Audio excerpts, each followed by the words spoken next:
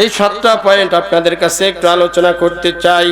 যদি আপনারা মন দিয়ে শ্রবণ করেন তাহলে ন্যূনতম একটা জ্ঞান যদি আমাদের হয় তাহলে ইনশাআল্লাহ আমরা সকলে কামিয়াবি হাসিল করতে পারবো ইনশাআল্লাহ। সম্মানিত হাজিরিন, এইবার 7টা পয়েন্ট শোনেন। একজন আমি এলেম যতটুকু আল্লাহ আমাকে শিখাইছে সেইটা প্রচার করার জন্য, সেইটা আপনাদের কাছে পৌঁছায় দেওয়ার জন্য আবেদন নিবেদন করতে চাই। নেকি কিন্তু একটা কম হলেও সেই দিন কারো কাছে পাওয়া যাবে না, বলেন ঠিক কিনা? নিজের নেকি এর থেকে আমরা শিক্ষা নিতে পারি। নিজের নেকি নিজেই তৈরি করতে হবে, নিজেই অর্জন করতে হবে, নিজেই স্বয়ং সম্পূর্ণ হতে হবে। তাহলে কবরে, হাসরে, মিজানে, পুলসিরাতে প্রতিটা জায়গায় আল্লাহ আমাদের পার করে দেবেন, বলেন সুবহানাল্লাহ। এই জন্য সেই কঠিন ময়দান থেকে আমরা পার হতে পারি। সেই কঠিন ময়দানে আল্লাহ যেন আমাদেরকে শাফায়াত করে জান্নাতে পৌঁছায়। এই জন্য আমরা কিছু এমন আমল করব, সেই কথাগুলো আগেই আল্লাহর রাসূল জানিয়ে দিয়েছেন। তোমরা এই কাজ করলে, এই আমল করলে তোমরা সেই কঠিন ময়দান থেকেও পার হয়ে যাবা। জোরে বলেন সুবহানাল্লাহ। এখন বলেন, সেই 7টি কাজ আমরা করতে রাজি আছি না নাই? 7টি যদি ব্যক্তির মধ্যে যদি আমরা হতে পারি তাহলে আমরা সেখানেও মুক্তি পেয়ে, কি বলেন, মুক্তি পেয়ে। এখন সেই 7 শ্রেণীর এক শ্রেণী তো আমাদের হওয়া লাগবে কি লাগবে না? আমি এখন সেই হাদিস থেকে সেই 7টা শ্রেণী বলবো। আমার এই 7টা পয়েন্ট আপনাদের কাছে একটু আলোচনা করতে চাই। যদি আপনারা মন দিয়ে শ্রবণ করেন তাহলে ন্যূনতম একটা জ্ঞান যদি আমাদের হয় তাহলে ইনশাআল্লাহ আমরা সকলে কামিয়াবি হাসিল করতে পারবো ইনশাআল্লাহ। আলহামদুলিল্লাহ। সম্মানিত হাজিরিন, এইবার 7টা পয়েন্ট শোনেন। যেদিন আল্লাহর সেই ছায়া ছাড়া আর কোনো ছায়া থাকবে না, হাসরের ময়দানটা মানুষ একেবারে কান্নার রোল পড়ে যাবে, একেবারে হাউমাউ করতে থাকবে। এই মুহূর্তে তারা 7 শ্রেণীর যে ব্যক্তিরা আরশে আজিমের নিচে ছায়া পাবে, তার মধ্যে 1 নম্বরে আল্লাহ রাসূল সাল্লাল্লাহু আলাইহি সাল্লাম বললেন আল ইমামুন আদিল, অর্থাৎ 1 নম্বরে সেই ছায়া পাবে যারা, তাদের মধ্যে 1 নম্বর তালিকা হলো ন্যায়পরায়ণ শাসক। কিরা? ন্যায়পরায়ণ শাসক, অর্থাৎ ন্যায়পরায়ণ রাজা। যে ব্যক্তি বান্দার প্রতি, তার জনগণের প্রতি, তার অধীনস্থদের প্রতি ন্যায় ইনসাফ ভিত্তিক বিচার করবেন, যা বান্দার পাওনা তাই তার কাছে ফিরাইয়া দেবেন, তাহলেই তিনি এই কঠিন ময়দানেও আল্লাহ রব্বুল আলামিন তাকে আরশে আজিমের নিচে ছায়া দিয়ে দেবেন। জোরে বলেন সুবহানাল্লাহ। এখন আমাদের কি ছায়া চাই কি চাই না? তাহলে আমরা যে স্থানে যেখানে বিচার করি, যে আমার গ্রামে হোক, বাড়িতে হোক, প্রত্যেকের প্রতি ন্যায় ইনসাফ ভিত্তিক বিচার ফয়সালা কি করতে হবে। আমাকে আল্লাহ যে দায়িত্ব দিয়েছেন, এই দায়িত্ব ইনসাফের সাথে সঠিকভাবে আল্লাহর দেখানো পথের উপরে করতে হবে ইনশাআল্লাহ। আমি সংক্ষেপে, সময় আরো কম বলে আমি এই জন্য সংক্ষেপে আপনাদের কাছে। 2 নম্বর হলো আল্লাহ রাসূল সাল্লাল্লাহু আলাইহি সাল্লাম আমাদেরকে জানিয়ে দিয়েছেন ওয়াশাবুন নাশাআ ফি ইবাদাতিল্লাহ। ওই যুবক, যে যুবক তার যৌবন কালটাকে কি আল্লাহর পথে কাটিয়েছে। বলেন যুবকরা, আল্লাহ যুবককে এখানে বলেছেন আল্লাহ রাসূল। তাহলে যুবক যদি নেক পথে বা সঠিক পথে আল্লাহর হুকুমের মধ্যে থাকতে পারে, তার জন্য আল্লাহ আরশে আজিমের ছায়ার ব্যবস্থা করবেন। জোরে বলেন সুবহানাল্লাহ। 2 নম্বরে তাহলে হলো শাবুন নাশাআ ফি ইবাদাতিল্লাহ। ওই যুবক, যে যুবক তার যৌবন কালকে আল্লাহর পথে কি করেছে, আল্লাহর ইবাদতে কাটিয়েছে। আর যৌবন কালটা হলো একজন যুবকের 20 বছর থেকে 40 বছরের মধ্যে, বলেন ঠিক কিনা? 20 থেকে 40 বছরের বয়সটা আপনাকে এই আল্লাহর ইবাদতের মধ্যে যারা কাটাবেন তারা আরশে আজিমের নিচে ছায়া পাবেন। অন্য দিক তাকাবেন না, এই বক্তব্যটা কিন্তু আপনি আর বুঝতে পারবেন না। আমি সংক্ষেপে ছেড়ে দিই। 3 নম্বর হলো ওয়ারাজুলুন কলবুহু মুআল্লাকাতু বিল মাসাজিদ। 3 নম্বরে হলো যে ব্যক্তির অন্তরটা, এই কলবটা মসজিদের সাথে লটকানো থাকে। কার সঙ্গে? জোরে বলেন, কার সঙ্গে? তার মানে মসজিদের সাথে যার অন্তর লটকানো, সে কি আজানের পরে মসজিদের বাইরে থাকতে পারে? তাহলে আজান শোনার সাথে সাথে তার অন্তরটা মসজিদে চলে যায়, তার দেহটাও মসজিদে চলে যায়, আর আজানের আগে তার মনটা চলে যায় মসজিদে। এই জন্য আমরা যারা সেই আরশে আজিমের ছায়া চাই তাদেরকে অবশ্যই মসজিদের সাথে আমাদের অন্তর ঝোলানো অবস্থায় রাখতে হবে। 4 নম্বরে আল্লাহ রাসূল সাল্লাল্লাহু আলাইহি ওয়াসাল্লাম বলে ওয়ারাজুলান তাহাব্বা ফিল্লাহ ইজতামা আলাইহি যালিকা তাফাররাকা আলাইহি। আল্লাহ রাসূল সাল্লাল্লাহু আলাইহি ওয়াসাল্লাম বলেন ওই দুই ব্যক্তি যারা আল্লাহর ভালোবাসায় একে অপরের সাথে বন্ধুত্ব করে, ভালোবাসা করে, আল্লাহর ভালোবাসায় যারা বন্ধুত্ব করে আর আল্লাহর ভালোবাসায় যারা বন্ধুত্ব ছাড়ে, এদেরকেও আমি আরশে আজিমের নিচেই ছায়া দেব। জোরে বলেন সুবহানাল্লাহ। এখন আপনাদের কাছে প্রশ্ন, আল্লাহর ভালোবাসায় বন্ধুত্ব করব তো ইনশাআল্লাহ? না আমরা এই অন্য কিছু না জানি বন্ধু করবো, তাতে আল্লাহ জানে যাই যাক। আল্লাহর ভালোবাসায় করব, বন্ধুত্ব করব, আল্লাহর ভালোবাসায় বন্ধুত্ব ছাড়বো ইনশাআল্লাহ, তাহলে আরশে আজিমের নিচে ছায়া পাবো। 5 নম্বরে আল্লাহ রাসূল সাল্লাল্লাহু আলাইহি ওয়াসাল্লাম আমাদেরকে জানায় দিলেন যে তোমাদেরকে 5 নম্বরে যদি তোমরা আরশে আজিমের নিচে ছায়া চাও তাহলে ওয়ারাজুলুন দাআতুহু ইমরাআতা যাতা মানসাবি ওয়া জামাল ফাকালা ইন্নী আখাফাল্লাহ।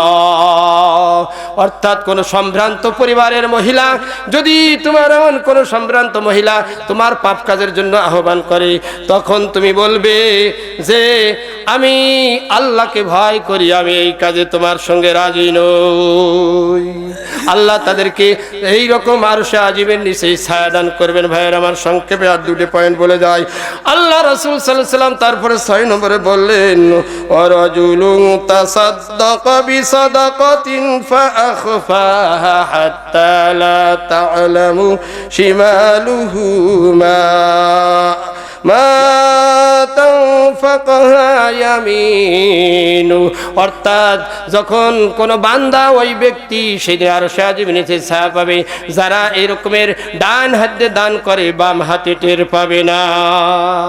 দান প্রকাশ্যেও আছে, অপ্রকাশ্যেও কি আছে। আপনি যেমন প্রকাশ্যে দেবেন অপ্রকাশ্যেও দেবেন। এই অপ্রকাশ্যে যদি দেন তাহলে আল্লাহ আপনাকে আরশে আজিমের নিচে ছায়া দান করবেন। বলেন সুবহানাল্লাহ। আমরা এই দান করব তো ইনশাআল্লাহ। 7 নম্বর পয়েন্ট আপনাদের কাছে বলে সংক্ষেপে সেরে দেই। ওয়ারাজুলুন যাকারাল্লাহ খালিয়ান ফাকাদাত আইনাহ। অর্থাৎ এইরকম আল্লাহর যখন সে নির্জনে আল্লাহকে স্মরণ করে, আল্লাহকে যদি একটু সে স্মরণ করে তখন তার চোখ দিয়ে পানি ঝরে। অর্থাৎ সে ব্যক্তি আল্লাহর ভয়ে কোনো জায়গায় নির্জনতায় বসে তখন আল্লাহর ভয়ে কাঁদতে কাঁদতে জিকির করতে করতে তার চোখ দিয়ে পানি ঝরতে থাকে। তখন আল্লাহ রাসূল বলছে এই বান্দাকেও সেই দিন আরশে আজিমের নিচে আমি ছায়া দান করবে আল্লাহ। জোরে বলেন সুবহানাল্লাহ। এখন 7টা পয়েন্ট 2 ঘন্টার আলোচনা ইনশাআল্লাহ আমরা 2-3 মিনিটই সারলাম। আমরা আশা করি সারাংশ বুঝেছি তো ইনশাআল্লাহ। আর আরো যারা বক্তা থাকবেন তারা আপনাদের আরো সুন্দরভাবে বোঝাবেন। আমি গ্রামের ছেলে, যতটুকু আপনাদের সামনে বললাম ভুল ত্রুটি হলে ক্ষমা করবেন ইনশাআল্লাহ। আপনাদের কাছে ক্ষমা চাই, আল্লাহর কাছে ক্ষমা চাই, এবং আমরা সকলে মিলে এই যতটুকু আলোচনা করলাম আমরা আমল করে সেই আরশে আজিমের নিচে ছায়া পেতে চাই। আমার মূল টার্গেট হলো আরশে আজিমের নিচে ছায়া পাবো ইনশাআল্লাহ। তার মানে সে ব্যক্তি জান্নাতি হব। আল্লাহ আমাদের সকলকে কবুল করুন, আমিন। আল্লাহ রাব্বুল আলামিন তার কালামে পাকের মধ্যে সুন্দর করে জানিয়ে দিলেন, হে বিশ্বের মানুষ তোমরা শুনে রাখো, হে পৃথিবীর মানব মণ্ডলী, নারী পুরুষ সর্বশ্রেণীর মানুষকে একসঙ্গে আল্লাহ বলতেছেন তোমাদের জন্য ইয়া আইয়ুহান নাস ক্বাদ জাআতকুম মাউইযাতুম মির রাব্বিকুম ওয়া শিফাউল লিমা ফিস সুদুর ওয়া হুদাউ ওয়া রাহমাতুল লিল মুমিনিন। ইয়া আইয়ুহান নাস, হে মানব মণ্ডলী, ক্বাদ জাআতকুম মাউইযাতুম মির রাব্বিকুম, তোমাদের জন্য তোমাদের রবের পক্ষ থেকে একটা উপদেশ বাণী তোমাদের কাছে এসেছে। এটা কোরআন হলো একটা কি উপদেশ বাণী। অর্থাৎ আল্লাহ মানুষ সৃষ্টি করেছেন, উপদেশ দেবেন কে? যে আল্লাহ মানুষ সৃষ্টি করেছেন সেই মানুষকে উপদেশ দেওয়ার একমাত্র অধিকার রাখে কে? আল্লাহ। সেই আল্লাহ কইছে যে তোমাদের জন্য আমি একটা উপদেশ বাণী পাঠিয়েছি। ক্বাদ জাআতকুম মাউইযাতুম মির রাব্বিকুম তোমাদের রবের পক্ষ থেকে এই উপদেশ বাণী তোমাদের কাছে পৌঁছে গেছে। কেন? বলে ওয়াশিফাউল লিমা ফিস সুদূর, এটা হলো 1 নম্বরে মানব জাতির জন্য অন্তরের যত প্রকারের রোগ ব্যাধি আছে এই অন্তরের রোগের শেফা হিসেবে আমি দান করেছি। জোরে বলেন সুবহানাল্লাহ। অন্তরের রোগটা কি? ইনফ্লুয়েঞ্জা কোন রোগ নয়, ঠান্ডা কাশির কোন রোগ নাই, টাইফয়েডের কোন রোগ নাই, চিকুনগুনিয়ার কোন রোগ নাই। এ রোগ হলো এমন রোগ, কলবের ভিতরে এমন রোগ হয় মানুষের, অর্থাৎ যখন মানুষ নাপাক হয়ে যায়, যখন মানুষ গুনাহ করে, যখন মানুষ খারাপ চিন্তা করে, যখন মানুষ আল্লাহর পথ থেকে অন্য পথে চলাফেরা করে, যখন মানুষ অন্য কিছু ভাবনা ভাবে, এই ব্রেন দিয়ে যখন তার আল্লাহর বিপরীতে বিভিন্ন রকম চিন্তা চেতনা কাজকর্ম তার মধ্যে যখন ফুটে ওঠে, তখন তার অন্তরের ভিতরে অন্তরটা হলো একটা আয়না স্বরূপ। কি? অন্তরটা হলো একটা আয়না স্বরূপ, যা দিয়ে মুখ দেখা যায়। আয়না দিয়ে আপনারা কি করেন? কথা বলেন। আয়না দিয়ে মুখ দেখি আমরা। এই আয়নায় যদি 2টা দাগ থাকে, বলেন তো মুখটা কি কেমন দেখা যায়? তখন মুখের উপরও 2টা দাগ দেখা যায়। তার পরিষ্কার আপনার চেহারাটাও আপনি পরিষ্কার ভাবে দেখতে পারেন না। এই জন্য মানুষের ভিতরে মানুষ গুনাহ করে, খারাপ চিন্তা করে, চেতনা করে, এর কারণে তার অন্তরের ভিতর বিভিন্ন প্রকারের রোগ হয়, নেফাকের রোগ হয়। আর ওই অন্তরের উপরে এক একটা রোগ হলো এক একটা দাগ পড়ে যায়। এমন ভাবে মানুষ যখন খারাপ চিন্তা খারাপ কর্ম করতে করতে যখন চরম শিখরে পৌঁছে যায়, তখন অন্তরটা আয়না নামকো অন্তরটা একেবারে অন্ধকারে কালো হয়ে যায়। কি হয়ে যায়? কালো হয়ে যায়। এর পরিষ্কারের উপায় হলো আল্লাহ রাব্বুল আলামিন বলতেছেন, এই কোরআনটা দিয়ে তোমরা সেই অন্তরের কালো রোগগুলো, কালো দাগগুলো তোমরা দূর করতে পারবে সহজে।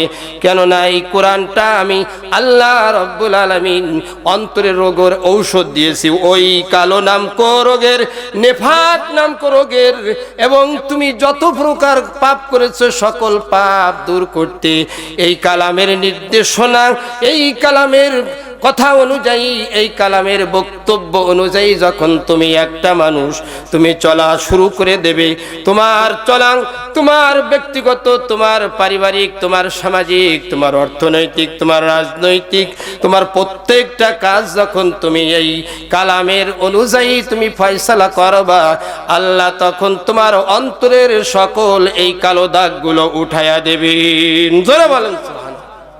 ভাইরা আমার, তাই আল্লাহ বলেছে কালামটা হলো অন্তরের রোগের ঔষধ স্বরূপ। যদি এই কালাম দিয়ে আপনি যা কিছু করতে চান, যদি আল্লাহর কাছে একজন প্রিয় পাত্র হতে চান, আল্লাহর প্রকৃত বান্দা হতে চান, আল্লাহর সবথেকে নিকটবর্তী হতে চান, আপনি যদি এই রকম আল্লাহর কাছে কোনো প্রিয় বান্দা হয়ে আল্লাহর জান্নাতে পৌঁছাতে চান, তাহলে এই কালামের বিকল্প কোনো পথ নাই। বলেন, আছে নাকি? অতএব এই কোরআনুল কারীম যারা শুনবে, মানবে এবং ব্যক্তিগত জীবনে আমল করবে, আল্লাহ তাদের অন্তরের রোগের সকল রোগগুলো দূর করে দেবেন। জোরে বলেন সুবহানাল্লাহ। শুধু তাই নয়, আল্লাহ বললেন তোমার অন্তরের রোগের আমি শেফা দান করব, সকল নেফাক দূর করব। এরপরেও তোমাদেরকে ওয়াহুদাউ ওয়া রাহমাতুল লিল মুমিনিন। কারণ এই কোরআনের মধ্যে যদি কোনো বান্দা হিদায়াত চায়, যদি হিদায়াতটা হলো আল্লাহর পক্ষ থেকে, এই কালামের মধ্যে রেখেছেন। বলেন হিদায়াত কার হাতে? বলেন কার হাতে? না, যদি বলেন যে আমি হিদায়াত হয়ে যাব, কিন্তু আপনি হতে চাবেন, এ কথা 100% সত্য, যে হওয়ার জন্য আপনাকে মন তৈরি করা আগে লাগবেই লাগবে। কিন্তু যদি আল্লাহ হিদায়াত করেন তো হবেন, যদি আল্লাহ হিদায়াত না দেন, আপনি হাজারো চেষ্টা করে হিদায়াত পাবেন না। বলেন কথাটা ঠিক না বেঠিক? কারণ হিদায়াত হলো আমার আল্লাহর হাতে। হিদায়াত তিনি এই কোরআনের মধ্যে রেখেছেন, কোরআনের হুকুমের মধ্যে রেখেছেন, কোরআন মানার মধ্যে রেখেছেন। যদি এই কোরআনুল কারীম যদি আমি বাস্তব জীবনে যদি না আমি তা আমল করতে পারি, কোনোদিনও আল্লাহ আমাকে হিদায়াত দিবেন না। তার প্রমাণ হলো যদি হিদায়াত যদি নিজের কাছেই থাকতো, আল্লাহর নবী সাল্লাল্লাহু আলাইহি ওয়াসাল্লামের আপন চাচা আবু তালেবের খবর কি আপনাদের কাছে পৌঁছায় নাই? পৌঁছেছে? আবু তালেব বিশ্বনবী সাল্লাল্লাহু আলাইহি ওয়াসাল্লাম যখন এতিম অসহায়, তার কোনো সান্ত্বনা দেওয়ার মতো তখন কোনো মানুষ নাই। নবুয়তের পরে শুধু তার পারে নির্যাতন আর নির্যাতন, তার প্রতি অমানবিক আচরণ, তার বিভিন্ন সময়ে তাকে বিভিন্নভাবে তার প্রতি জুলুম নির্যাতন যখন শুরু হয়ে গেল ভাইয়েরা আমার, শেষ পর্যন্ত তাকে শিয়াবে আবু তালেবে 3.5 বছর থেকে 4 বছর জেল কাটা লেগেছিল। বলেন ঠিক কিনা? আমার আল্লাহ নবী সাল্লাল্লাহু আলাইহি ওয়াসাল্লাম যখন এইভাবে জেল খেটেছিলেন, তার সঙ্গে কিন্তু তার আপন চাচা আবু তালেবও ছিল। বলেন ঠিক কিনা? কথা বলেন না কেন? আবু তালেবও ছিল, কিন্তু সেই আবু তালেব তার প্রতিটা কাজে তার প্রতিটা ব্যথায় ব্যথাতুর হয়েছিলেন। তার সঙ্গে এরকম সমবেদনা প্রকাশ করেছিলেন। তার বিভিন্ন সময় তার সঙ্গ দিয়ে তাকে কি করেছিলেন? তাকে উৎসাহিত করেছিলেন, তাকে উজ্জীবিত করে রেখেছিলেন। কিন্তু শেষ পর্যন্ত আমার নবী সাল্লাল্লাহু আলাইহি সাল্লামের সেই আপন চাচাও মৃত্যুকালে কালেমা নিয়ে যাইতে পারে নাই। কারণ হিদায়াত কার হাতে? তাইলে আজকে হিদায়াত চাইলেও হিদায়াত পাবো না। হিদায়াত হলো আল্লাহর পক্ষ থেকে বিশেষ এক রহমত, আল্লাহর পক্ষ থেকে বড় এক নিয়ামত। বলেন ঠিক কিনা? এই কোরআন যারা মানবেন না তারা হিদায়াত পাবেন না। যারা কোরআনের কাছে আসবে, কোরআনের কাছে হিদায়াত চাবে, আল্লাহ বলেন ওয়া হুদাউ ওয়া রাহমাতুল লিল মুমিনিন।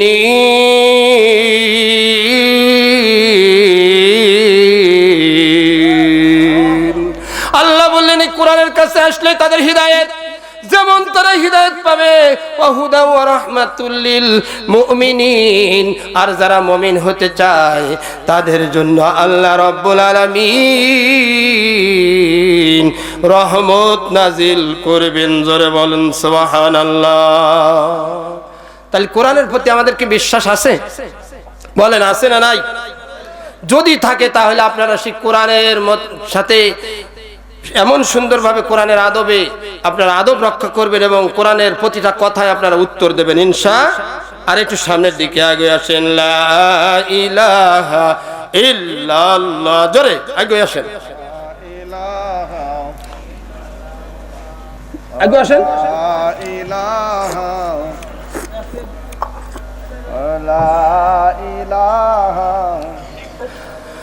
লা ইলাহা ইল্লাল্লাহু মুহাম্মাদুর রাসূলুল্লাহ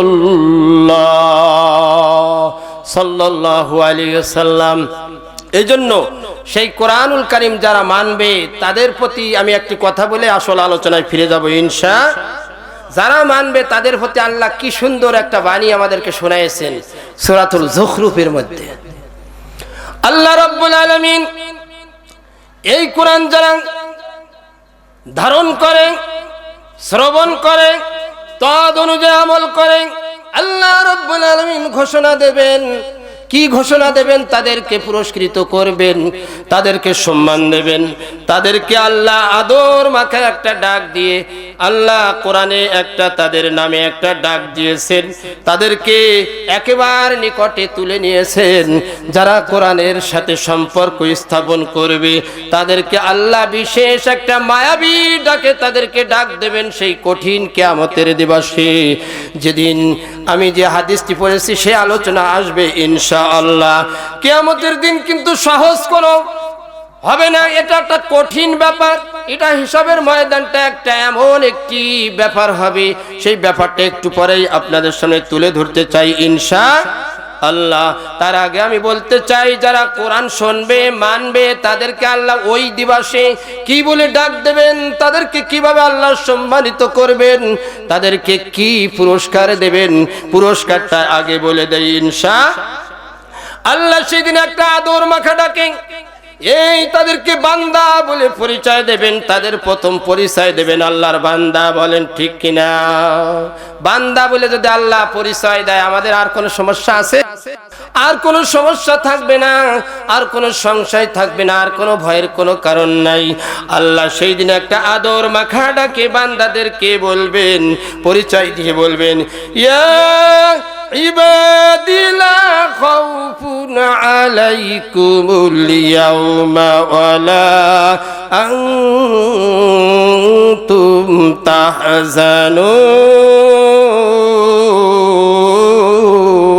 তাহজানুন। জোরে বলেন।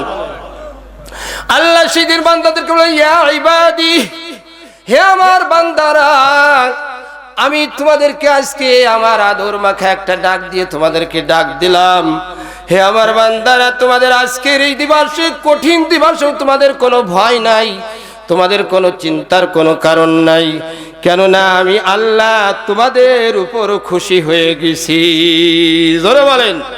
আমি তোমাদের প্রতি রাজি হয়ে গেছি, তোমাদের প্রতি আমি খুশি হয়ে গেছি, তোমাদের প্রতি আমি সন্তুষ্ট হয়ে গেছি। যার কারণে আমি আল্লাহ তোমাদেরকে আজকে একটা আদর মাখা ডাক দিলাম, আমি বান্দা বলে তোমাদেরকে পরিচয় দিলাম, এবং তোমাদের এই অভয়টাও শোনায়া দিলাম।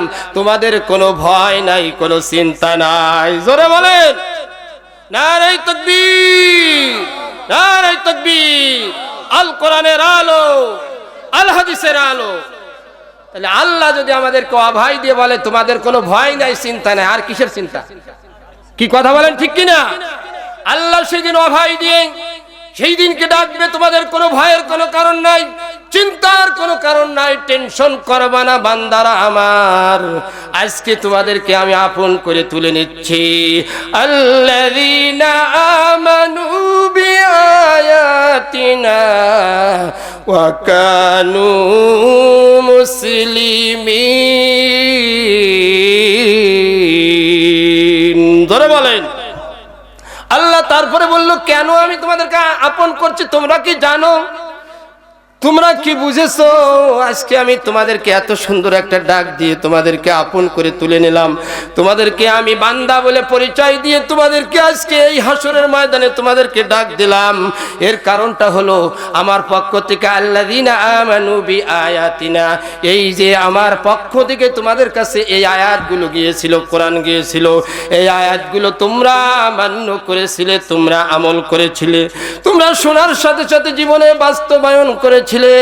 এগুলো তোমরা আমল করার কারণে আল্লাযীনা আমানু বিআয়াতিনা ওয়া কানু মুসলিমিন, আমার এই আয়াতের কাছে তোমরা আত্মসমর্পণ সারেন্ডার করে দিয়েছিলে, যার কারণে আজকে আমি এত সুন্দর একটা ডাক তোমাদেরকে দিয়ে দিলাম। জোরে বলেন।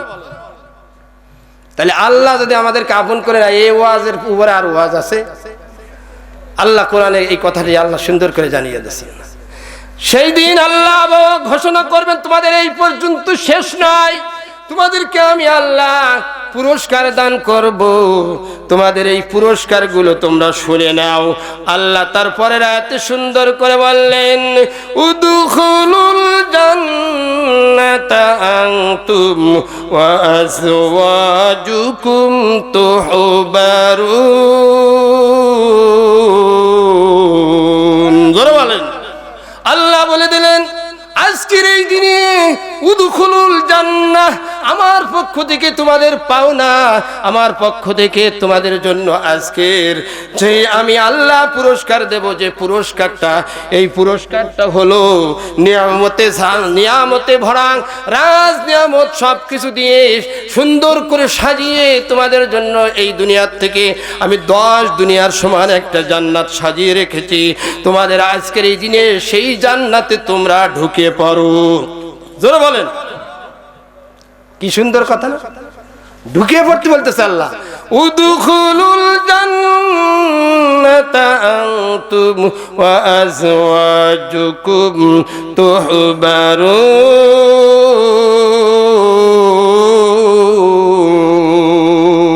আরেকবার বলে আল্লাহু আকবার।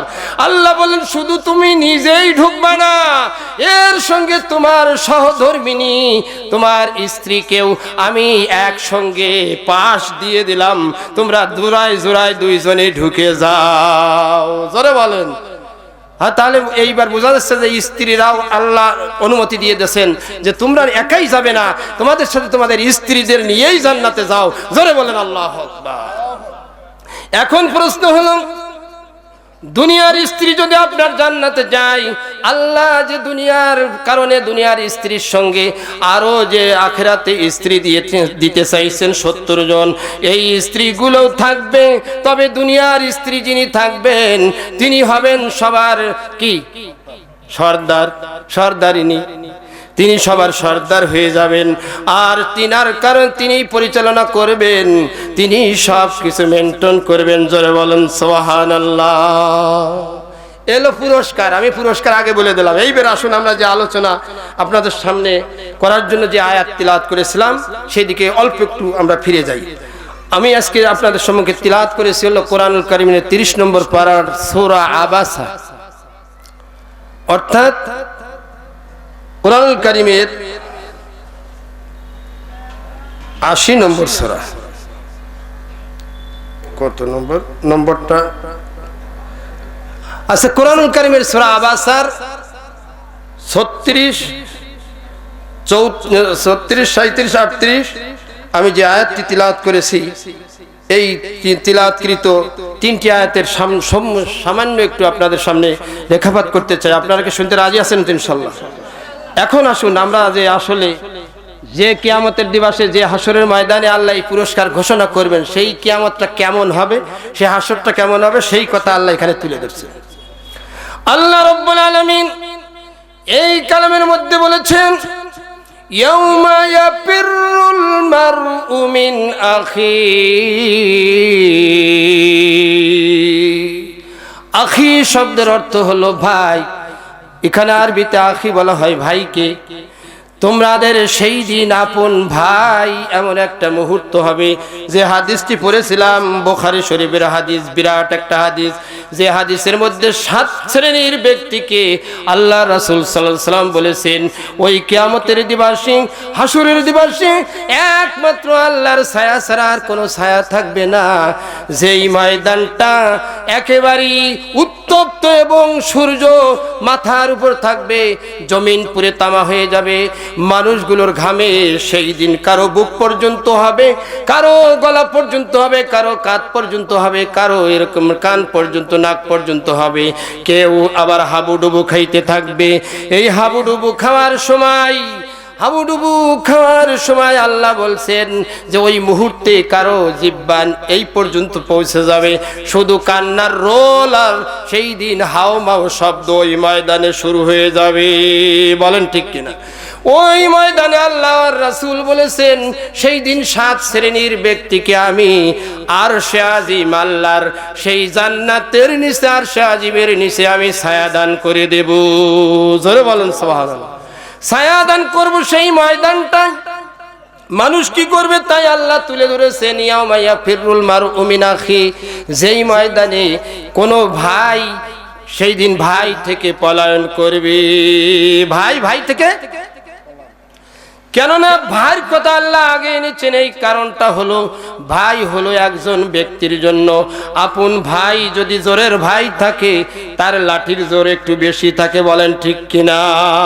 মানুষ দুনিয়াতে যেটা গর্ব করে, ভাই যদি বেশি থাকে তখন তার পাওয়ার বেড়ে যায়, তখন লাঠি দেখায়, মানুষের সাথে ফাসাদে লিপ্ত হয়ে যায় এবং ভাইয়ের বড়াই দেখায়। আল্লাহ এই জন্য সর্বপ্রথম ভাইয়ের কথা বলেছেন, তোমার সেই দিন ভাইও তোমার থেকে পলায়ন করবে। কি জন্য পলাবে? কেননা সেই ময়দানটা এমন হবে, ইয়া নফসি করবে, যার যার একটা আমলের কারণে, একটা নেকির অভাবে সেই দিন একজন বান্দা জাহান্নামে চলে যাবে। আর সকলেই সেই দিন পেরেশান থাকবে, সকলের সেই দিন চোখ থাকবে ঊর্ধ্বমুখী, সকলে পেরেশান থাকবে। আর এক ভাই আর এক ভাইয়ের কাছে যাবে, তখন ভাই ভাইকে পরিচয় দিবে না। তারপরে আল্লাহ বলেছে ও উম্মিহি ওয়া আবি ওয়া উম্মিহি, মানে তোমার মা, তোমার বাবা সেই দিন পলায়ন করবে। ওয়া সাহিবাতিহি ওয়া বানি, তোমার যে স্ত্রীর কথা আগেই আল্লাহ বললেন যে স্ত্রীও সেই দিন পলায়ন করবে, স্ত্রী তার স্বামী থেকে পলাবে। ওয়া সাহিবাতিহি ওয়া বানি, তোমার সন্তানও সেই দিন পিতা থেকে পালানো শুরু করবে। কেননা ওই ময়দানে যার যার নেকির জন্য ইম্পর্টেন্ট হয়ে পড়বে, নেকির দরকার, একটা নেকি হলেই জান্নাতে যাওয়া যাবে, সকলের কাছে দৌড়াদৌড়ি করবে, কিন্তু কেউ নেকি দেওয়ার জন্য স্বীকার করবে। কেননা প্রত্যেকেই বলবে আমিও বিপদে আছি, আরেকজন বলবে আমিও বিপদে আছি, সকলেই সেই দিন বিপদগ্রস্ত, ক্ষতিগ্রস্ত। সেই দিন সবাই পেরেশান, সকলেই সেই দিন পেরেশান থাকবে। ওই মুহূর্তে আল্লাহ রাব্বুল আলামিন 7 শ্রেণীর ব্যক্তিকে আরশে আজিমের নিচেই ছায়া দেবেন। আমরা সেই 7টা শ্রেণী সংক্ষেপে আপনাদের কাছে বলবো ইনশাআল্লাহ। বলেন তো দেখি, একজন ভাই তো গেল, মা আর বাবা, একজন সন্তানের জন্য মা বাবা কেমন হতে পারে? এই পৃথিবীতে একটা পিতা বা মাতা তার সন্তানের জন্য কত পরিশ্রম করে, তার যেমন কোলে কাকে করে যেমন মানুষ করার জন্য তিনি যেমন পেরেশান থাকেন, তেমনি তাকে কি করেন, তাকে এইরকম লেখাপড়া শেখানোর জন্য পেরেশান থাকেন, তার ভালো রাখার জন্য পেরেশান থাকেন, তার সর্বোপরি সকল দিক দিয়ে যাতে আমার সন্তান কোনো প্রকার বিপদগ্রস্ত না হয়, সন্তানের কোনো কষ্ট না হয়, আমি না খেয়ে থাকলেও সন্তানের মুখে এক মুঠো খাবার তুলে দিতে পারি, একজন পিতা একজন মাতা হিসেবে সেইটাই চেষ্টা করে কি করে না? কি বাস্তব না অবাস্তব?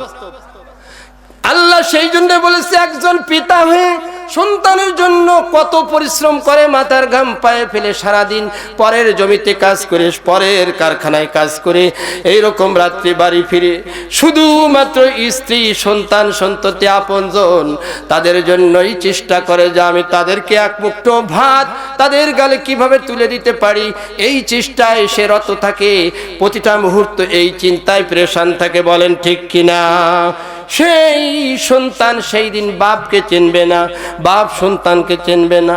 এই যে স্ত্রী এই পৃথিবীতে মা বাবার পরেই হলো স্ত্রী, যে স্ত্রী সম্পর্কে কোরআনুল কারিমে বলা হয়েছে হুন্না লিবাসুল লাকুম ওয়া আনতুম লিবাসুল লাহুন, অর্থাৎ আমি স্বামী আর স্ত্রীকে এই রূপ বানিয়েছি, স্বামী যেমন স্ত্রীর গায়ের পোশাক, স্ত্রী ও স্বামীর গায়ের পোশাক, আমি উভয়কে পোশাক স্বরূপ বানিয়ে দিয়েছি।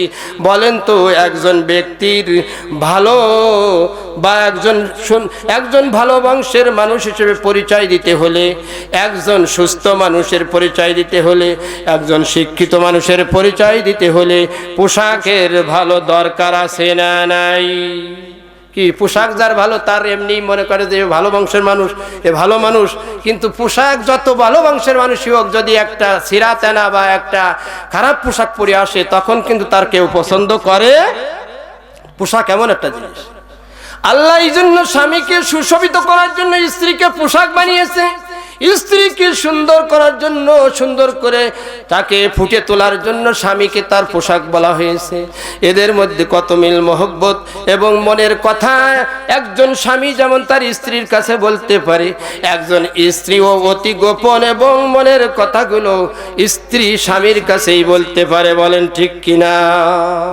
সেই দিন সেই স্বামী এবং স্ত্রীও তাদের পরিচয় দিতে চাবে না, কেননা প্রত্যেকেই সেদিন পেরেশান, একটাই পেরেশান হলো আমার নেকি লাগবে। বলেন কি লাগবে?